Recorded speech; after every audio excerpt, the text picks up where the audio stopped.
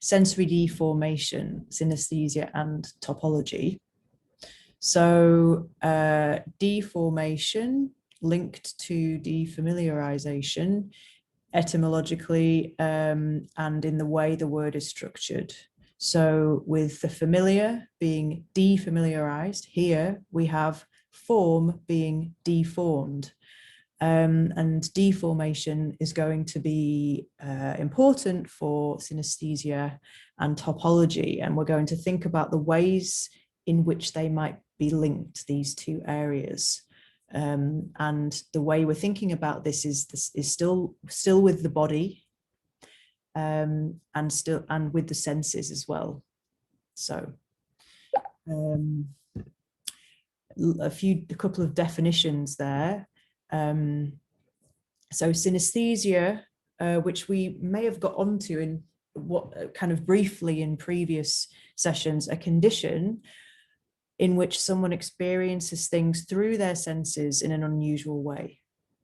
So examples are experiencing a color as a sound, or experiencing a number as a position in space. And there are other examples too. I'll show you a little bit later. And it's from the Greek syn, together, and aesthesis, feeling. So feeling together. So there's the ways in which we think about the senses is somehow deformed or spliced together in some way, or tangled, you could even say. So that's synesthesia. Topology, which we could define as the mathematical study of spatial properties preserved under continuous deformation. So then you see this idea of deformation. So topological shapes retain their spatial properties even whilst undergoing continuous deformation. So this is interesting in light of everything we've talked about before in terms of continuous transformation or continuous defamiliarization. No matter how much a topological shape is deformed, it retains the same properties or the same form. So it relies on this concept of isomorphism, in which the form is equal, or homeomorphism, in which the form remains the same. And I put this quotation up here from an old book on mathematics, because it uses the word queer in an interesting way, because we talked about queer. We've talked a little bit about queer, and this is my book was about queer defamiliarization and how this term, with all of its etymological linkages to do with strangeness, is somehow linked to defamiliarization. So this mathematician in the 1950s, he says, topology seems a queer subject. It delves into strange, implausible shapes, and its propositions are either childishly obvious, that is, until you try to prove them, or so difficult and abstract that not even a topologist can explain their intuitive meaning. But topology is no queerer than the physical world as we now interpret it. So he is obviously using queer in the sense to mean strange. But the strangeness is precisely what we have been discussing in this seminar. So I thought this was an interesting use of the term in a discipline kind of separated out from the ways that it's discussed in theory, critical theory, and contemporary discussions.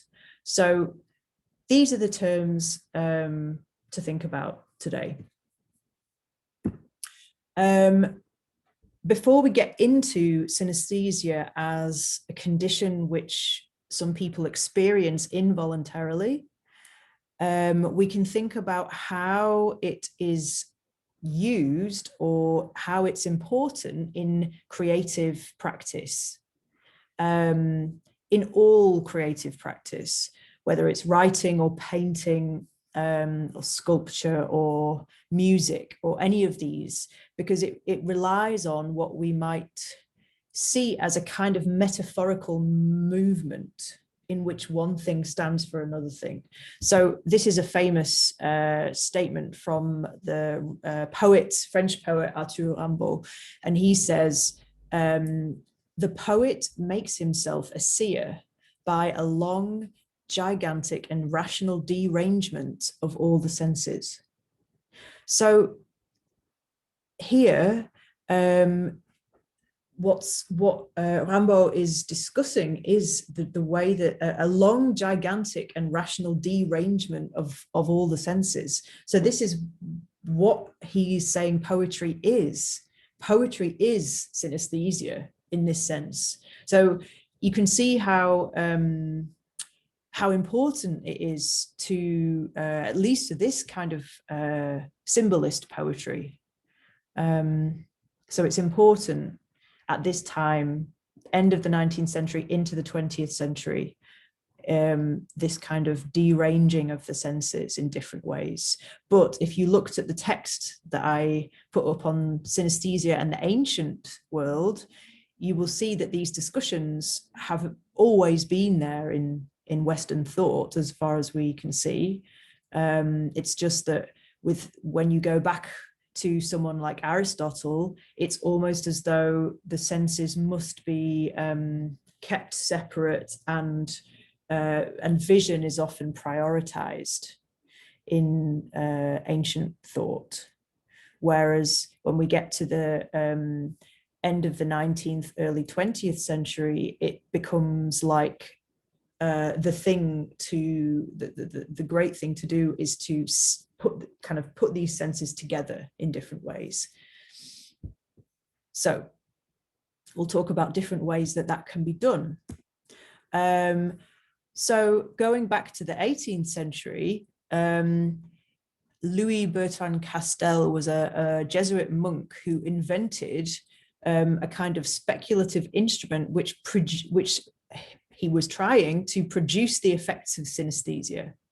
So this was the color keyboard, in which you played the keyboard, and this would produce sounds and colors. So it was somehow a bit of a whimsical attempt, but this was one attempt, and there have been several attempts to produce instruments which then will produce synesthetic effects. So a mixture of a sound and a color, for example. So this is one example.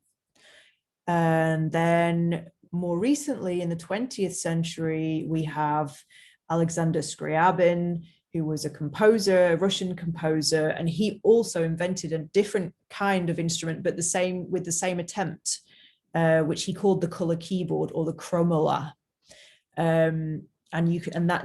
This rendering shows the colors which he thought would be attributed to the notes on the keyboard.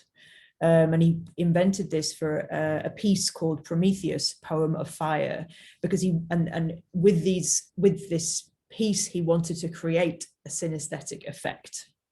So it wasn't so much that, arguably, it wasn't so much that these figures themselves had synesthesia as a condition. It's more that they wanted to produce it. This was the desired effect once the senses had somehow been defamiliarized. So it's clearly important for the movement of creativity, however we want to describe it. Okay, these are the different types of synesthesia that you can have if in a kind of scientific classification, if you experience this in different ways. So you could have grapheme color synesthesia, chromesthesia, spatial sequence synesthesia, number form synesthesia, auditory tactile synesthesia, ordinal linguistic personification, misophonia, mirror touch synesthesia, or lexical gustatory synesthesia. So Some of these are more common than others, and the most common is grapheme color synesthesia, where the letters or numbers are tinged with a color. So we can, afterwards, I'll be interested to know if any of you have any of these or experience any of these. I sometimes have one or two students who do, and it's always really interesting to hear their experiences. But this is, this is how it's described medically and scientifically. Then I'll show you one or two examples of artists and writers who have experienced, who do experience this condition, or who did. Kandinsky, the painter, is one, and he writes about this in his text concerning the spiritual in art. He says, many colors have been described as rough or sticky, others as smooth and uniform, so that one feels inclined to stroke them, e.g. dark ultramarine, chromic oxide green, and rose madder. Equally, the distinction between warm and cold colors belongs to this connection. Some colors appear soft, rose, others hard, cobalt green, blue-green oxide, so that even fresh from the tube, they seem to be dry. So what Kandinsky is describing here is textures, textures of colors, as well as temperatures of colors. So there are different scales going on here within his synesthetic experience. He goes on to talk about sound. So he says, in music, a light blue is like a flute, a darker blue, a cello, a still darker, a thunderous double bass, and the darkest blue of all, an organ. Green is the placid middle notes of a violin. Both white and black are silences of different qualities. White silence is one pregnant with possibilities, whereas black silence is a silence with no possibilities. Light, warm red is a sound of trumpets, strong, harsh, and ringing. Orange's note is that of the angulus, or an old violin. Violet, a cooled red, is pronounced rather sad and ailing, and is linked to an English horn or the deep notes of wood instruments, e.g. a bassoon. So we have here the linking of colors to actual instruments in an orchestra, as well as colors. So it's really interesting to see his particular experience. And then if you speak to someone else with synesthesia, they may have a completely different way of seeing or experiencing these sounds and colors. Here, another more recent a writer here, we have Vladimir Nabokov, and he writes about this in the 1950s in his autobiography, Speak Memory, and he describes this as colored hearing. He says, I'll just read the first few sentences. I present a fine case of colored hearing. Perhaps hearing is not quite accurate, since the color sensations seem to be produced by the very act of my orally forming a given letter while I imagine its outline. The long A of the English alphabet, and it is this alphabet I have in mind farther on, unless otherwise stated, has for me the tint of weathered wood, but the French A evokes polished ebony. This black group also includes hard G, vulcanized rubber, and R, a sooty rag being ripped. Oatmeal N, noodle limp L, and the ivory-backed hand mirror of O take care of the whites. Okay, I'll stop there. You get the idea. He is showing how the sounds and of the letters are both colored and textured for him. So it's super interesting. It's not just, it's often a mixture of not just two, but three senses. You have the haptic, and you have the optic, and you have the auditory here. Okay.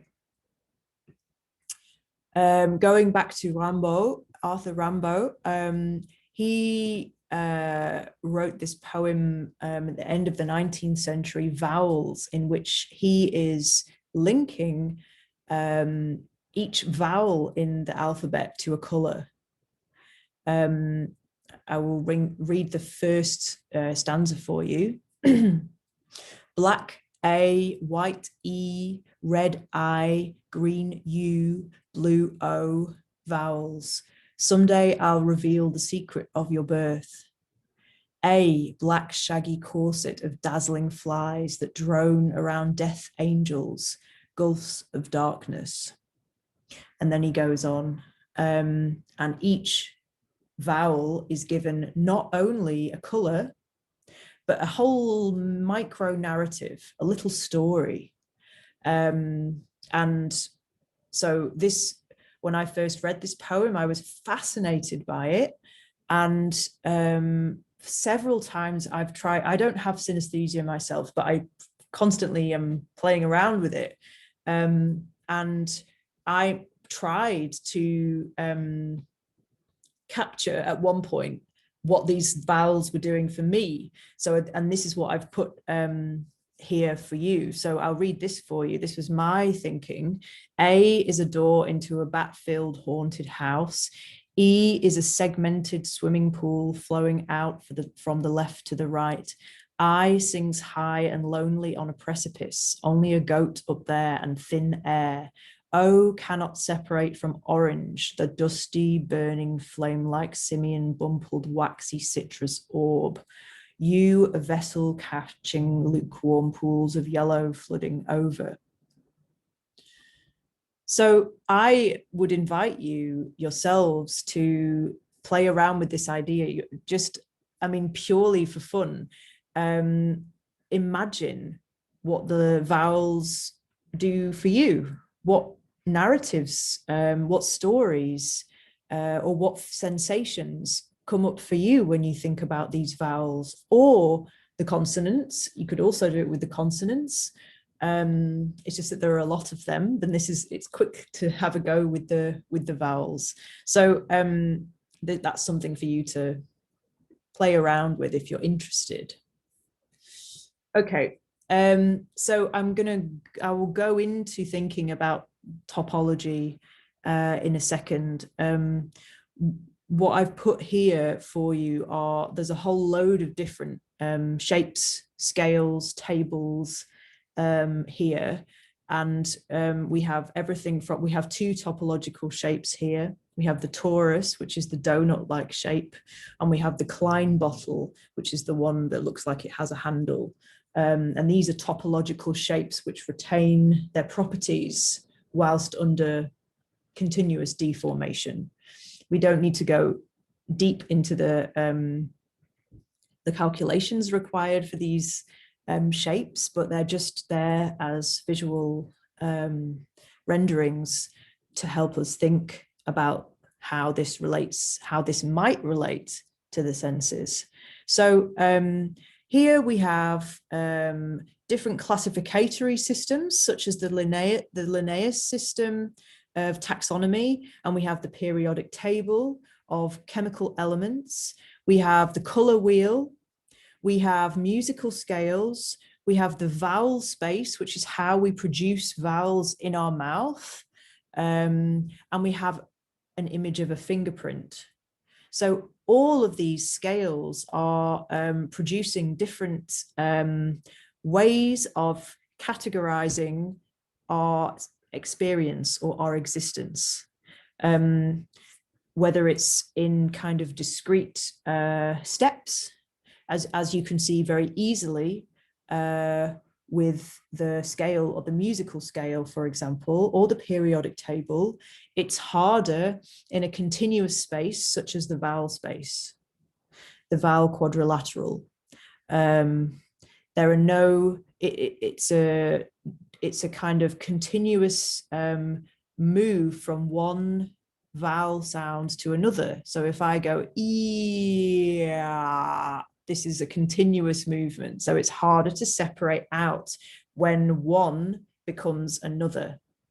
And this is something which is really interesting when we're thinking about categorizing the senses and everything that the senses perceive. Okay, so keep all of these scales in your mind. Colors. If we just think about the characters of colors for a minute, and this is another exercise that can get your creativity going if you're wanting to do that.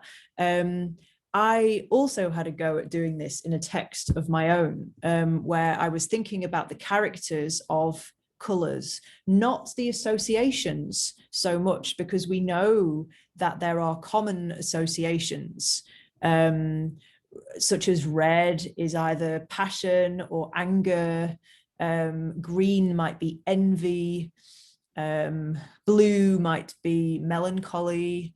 There are different ones, but I was trying to think about the actual color and how this could have been characterized. And I'll read these for you. Red is overdetermined and hyperbolic. Yellow offers you bright porcelain in the creamy pool of morning. Green tiptoes through a delicate glade. Brown is rich and viscous composite. Black is textured and infinite. Orange is always elsewhere. Purple is haunted and scented. Blue is eons of itself. Pink is sugared. So they were just my attempts. And again, I invite you to try this yourselves in your own time.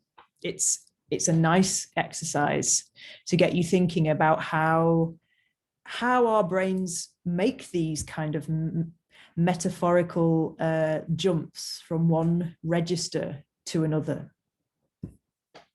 And this in some ways is the movement of defamiliarization, as we've been discussing it in these past weeks. One way we could see it. Another way of thinking about sensory perception in the kind of physiological, corporeal sense is thinking about how it might make more sense actually to talk about hormones before we talk about drugs, because the hormones, the endocrine system in our body is, in some ways you could say this is how we ourselves are kind of regulated. Everything is regulated, the levels of chemicals, hormones in our body, the different levels of which hormones are produced. And obviously each hormone in our body creates a different effect. It's designed, or it happens to be creating a certain effect in our body. So melatonin is the sleep hormone, adrenaline is the fight or flight hormone, serotonin is the happy hormone, etc., etc. So another way in which I was trying to use the synesthetic gesture to think about different registers and different scales was, I was kind of thinking about how Kandinsky was thinking about the instruments and the colors, and I was doing this myself to think about the hormones in the body. So I wrote a text in which I connected melatonin to the sound of a clarinet, adrenaline to the sound of a violin, gastrin to the sound of an oboe, cortisol to the sound of a tuba, and serotonin to the sound of a drum machine. There are others you could play around with also there. So this was the idea of a hormone symphony. So, I mean, the opportunities are vast for you to also think how you could link one scale to another scale in a kind of synesthetic synthesis, you could say. I then, when I was doing my text, this is all in the Queer Defamiliarization book, by the way, if you were interested to read this. There are bits of almost poems in the Queer Defamiliarization book. And then I was thinking about the letters of the alphabet and how we could attribute each letter to a certain drug. And so I won't read all of these for you now, but I was links each letter to a drug. And this is also something you can do with different scales. So yeah, going back to topology and how this might relate. Optics and haptics, we've talked a little bit about, so sight and touch, and how we might really think about these as combined or tangled together or spliced, you could even say. So there has to be some kind of defamiliarization or deformation of sensory categories in order to see these or perceive optics and haptics together. I'm only going to talk about optics and haptics here. We could talk about other ones as well, but just to focus on optics and haptics, places where we can draw inspiration from in thinking about the splicing of optics and haptics, we need to think beyond the human. We need to think about the non-human world, the world of non-human animals. And the two animals which are really great to think about in this sense are the octopus and the spider. And especially the octopus has had a lot of publicity in recent times. There was this program on Netflix called My Octopus Teacher, which I haven't actually watched myself, but I know a lot of people have, and a lot of interesting things have been written about it, some quite critical in an interesting way. We can talk more about that after if you like. And so the octopus, the figure of the octopus has become kind of popular in a way, and also figures in I don't know, science fiction novels or films. Yeah, but the spider not as much, but has in kind of theoretical terms, because both of these animals use haptic sensing almost as though this is optic sensing. So haptics and optics are somehow defamiliarized. So I will show you. So just to ground this a little bit into architecture discussion, in this text, which is called quite in a quite relevant way, the eyes of the skin, architecture and the senses. Johanni Palasma is talking about about the way that vision of all the senses, vision historically has been prioritized. And he says, the gradually growing hegemony of the eye seems to be parallel with the development of Western ego consciousness and the gradually increasing separation of the self and the world. Vision separates us from the world, whereas the other senses unite us with it. So this is really interesting to think about, because if we're thinking about proximities and distances, vision, and there are many instruments which allow us to see things a really long way away. In space, we have telescopes, for example. And so we are very separate from the things that we are seeing. In fact, it requires a kind of separation, because if something touches our eye, this is impossible. It's painful because of the membrane that the eye is covered in. It's not meant to be touched. Whereas if we touch something with our skin, with our hands, that requires absolute proximity.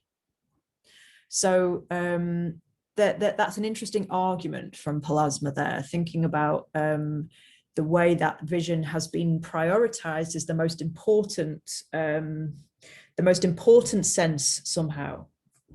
But what I would say is that especially in the past 10, 20 years, there has been quite a significant kickback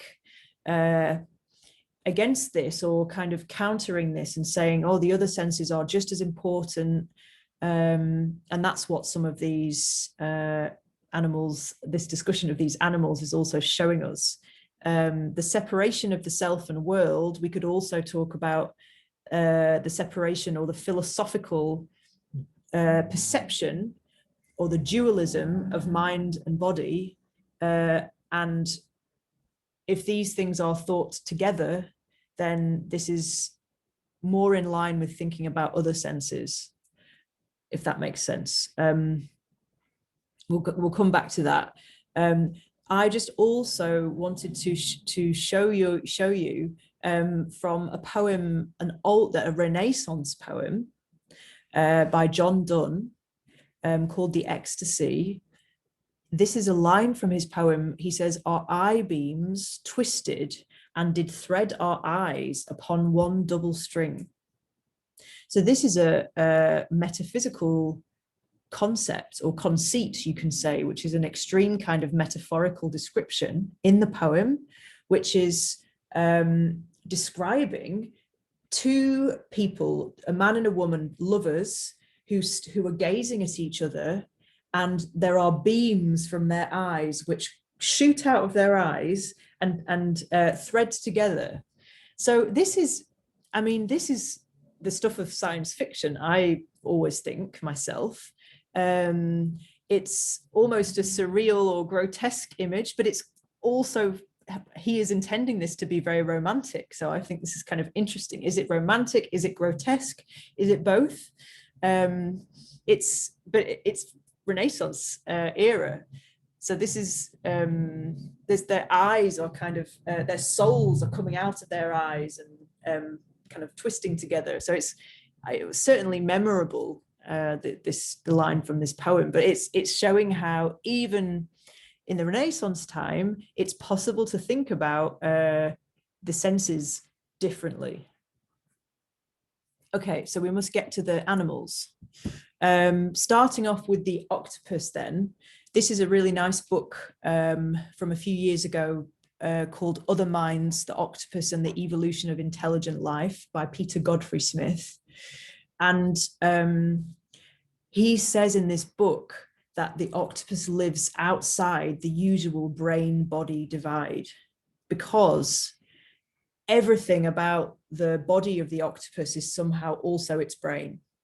Its brain is not really separated from its body in the way that people often say since Descartes, even though it's a bit more complex than that, but Descartes was the philosopher who arguably talked about the separation of the mind and the body, with the cogito saying, I think, therefore I am, and that kind of stance. And then ever since then, there have been various philosophies and philosophers trying to counter this. And it's a little bit of an oversimplification, I think. But what's interesting for us here is that the octopus is giving us an example of how the traditional separation of the five senses is really inadequate for thinking about sensory perception, because the octopus is sensing, seeing with its tentacles, which are also feeling. And at the same time, the octopus is changing color according to its mood. So there is this concept of quorum sensing, which is both expressing and perceiving a sense at the same time. So a bacterium produces and senses a chemical at the same time. So it's quorum, as in it's multiple sensing. So the sensory experience of the octopus is far superior to ours in that, if we think about it in that way. So the way that the octopus is communicating is through the changing of its colors, which is fascinating to think about. So the haptic and the optic are not really separate for the octopus. So this is an interesting model for us. And then the spider is feeling and experiencing and sensing in a different way. So this is from Eva Hayward, and the article is called Spider City Sex. You can't really see it so well, it's down there. And she's writing about how the sensory world of the spider is. And she says the web emerges through the spider's sensuous milieu. It builds with the world through the aperture of its sensorium. She says, vision is distorted, one is disoriented by racking focus. Haptic senses to touch are reworked, making handled things feel like never before. Sense of taste is refracted through hormonally changed buds. Smells redefine space. So that description itself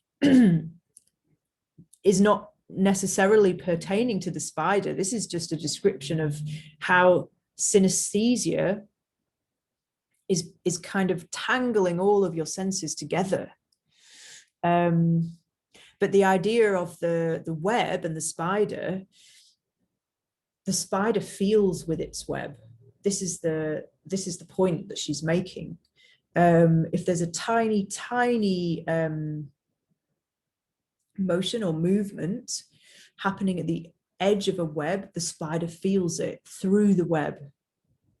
It's connected to the rest of its environment through its web. Almost as if the web is a kind of prosthesis of the spider's body.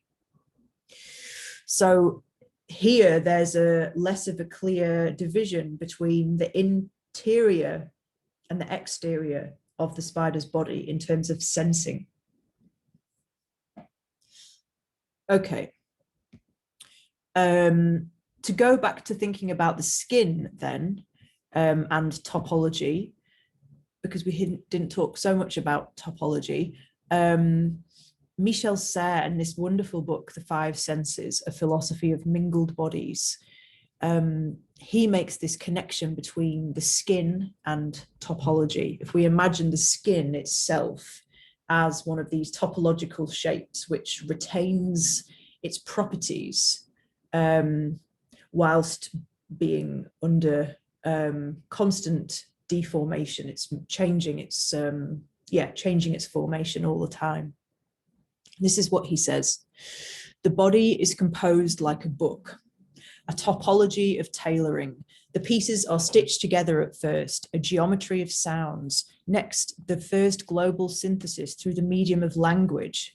And once again, a topology of mixtures. The cook makes refinements based on the vicinity of ingredients to one another. Our skin could be called variety in a precise topological sense, a thin sheet with folds and planes, dotted with events and singularities and sensitive to proximities. The skin varies, discrete, continuous, inexpertly sewn, horned. It varies, woven, historiated, tattooed, and legendary. So this is quite a dense and complex way of thinking about the skin that covers our bodies. He says the skin could be called variety. The skin itself is variation.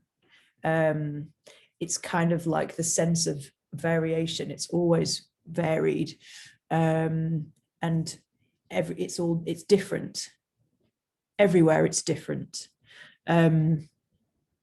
So there's a lot to take in there.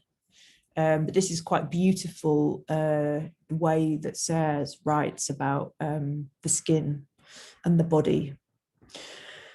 And I think that's the end. Oh yeah, I just wanted to show you, if we wanted to imagine the body, the human body, as a topological shape, this is a poem from a psychoanalyst, but quite a radical one, R.D. Laing. In the 1970s, he wrote some poems called Knots, a book of poems. And this one, I'll read it to you, and then you can see the effect. this is just a little section of the poem. She is devoured by him being devoured, by her devouring desire to be devoured. He is devoured by her being devoured, by him not devouring her. He is being devoured by his dread of being devoured. She is being devoured by her desire to be devoured. His dread of being devoured arises from his dread of being devoured by his devouring. Her desire to be devoured arises from her dread of her desire to devour.